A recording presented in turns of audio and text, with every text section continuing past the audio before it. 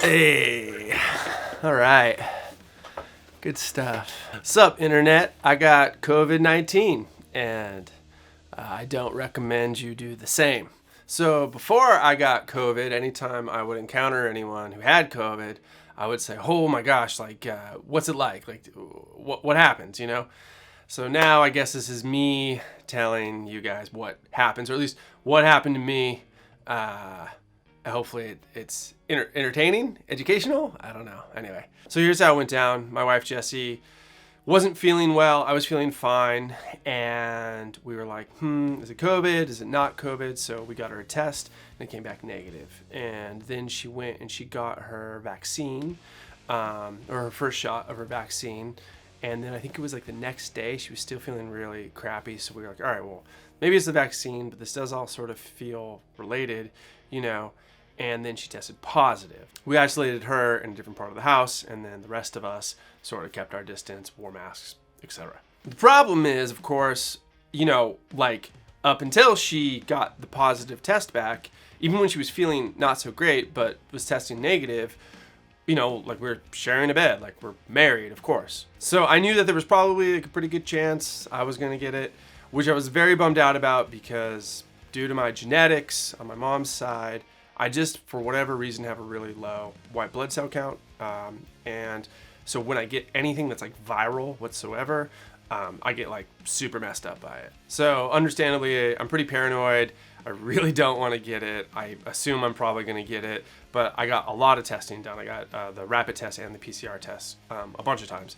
And I was starting to feel maybe like a little bit run down, and I had this like, what I can only describe as kind of like gravel in my throat, but it's allergy season. So like the optimist in me was like, all right, well, maybe it's allergies. In the back of my head, I was like, it's probably not allergies, but I was hoping. So file this under, you can't even make this up, but it was literally the day I was scheduled to get my vaccine. I woke up around 5:30 a.m. with this like crazy pounding headache. And I was like, oh man, something's going on. So I got another test, and that one did come back positive. So then while Jessie was getting over it, she fared much better than I did in terms of like how long it took to get over it. However, she did lose her smell and taste, which is still like starting to come back. I didn't lose my smell and taste. I guess that's a good thing. She was getting to a much better place, and I was getting completely rocked. Not like good rocked, not like rocked. I was getting just like, rocked. So then I did what I thought I was supposed to do. So I just basically laid in bed. I watched a ton of Netflix, and I drank a ton of water.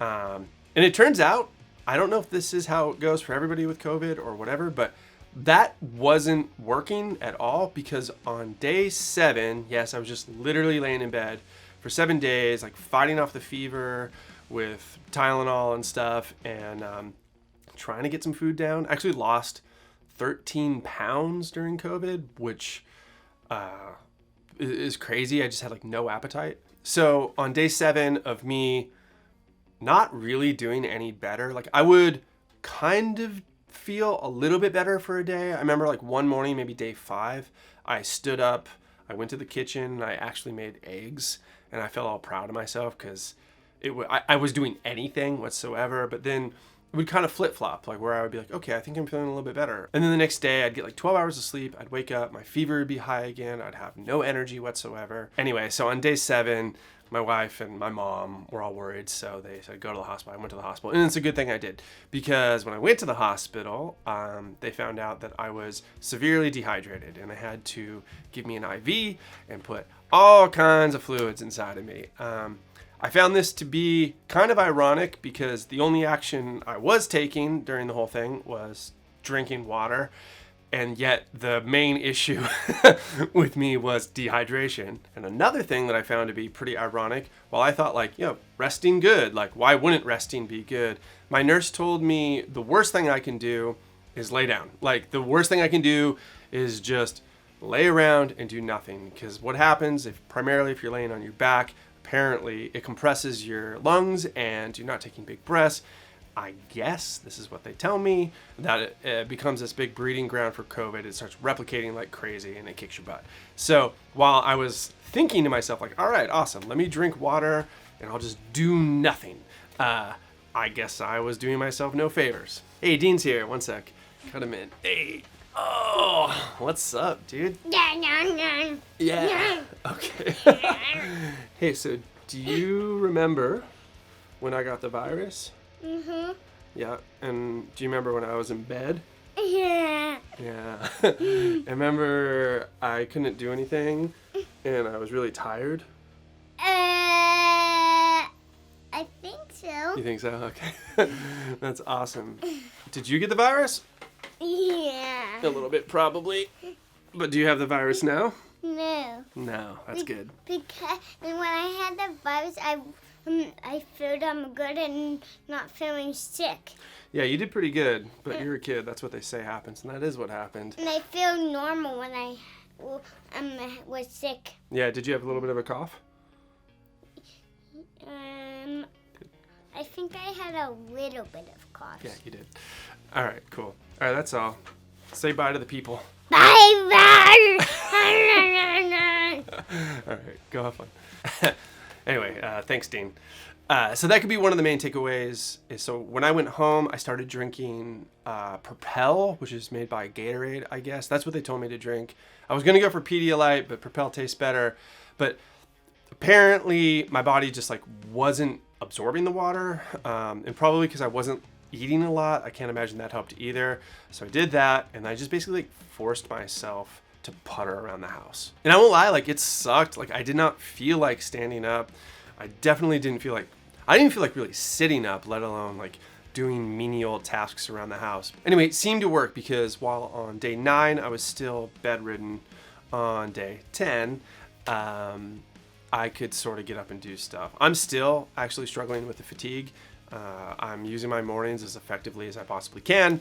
And then usually around the time I pick him up from daycare, 4 p.m. or whatever, that's kind of a wrap for the day. So I'm waking up, showering, and doing all the work I can before I just pretty much get zero energy in the evenings. But I am happy to report that I think while the fatigue is still an issue, each day, I think I'm gaining a little bit of time of productivity. I have no choice but to try to be confident that, a month from now or whatever it is, I'll be in pretty much back to normal.